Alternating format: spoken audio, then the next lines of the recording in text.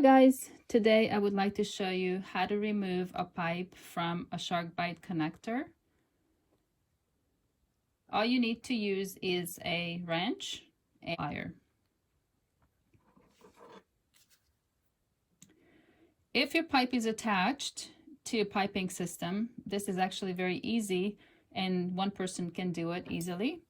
You find the right side of wrench and you push it in.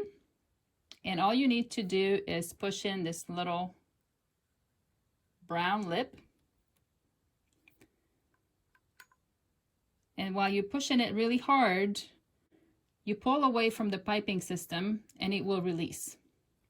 If you made a mistake like I did, and I didn't push it in all the way and it was leaking, I had to cut it off. Now I have to try again.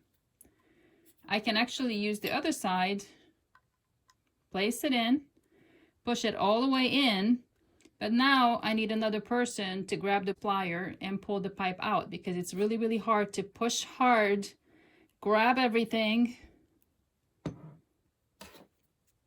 and pull the pipe out. But that's it. This way you don't have to purchase a removal tool. I hope this video helped.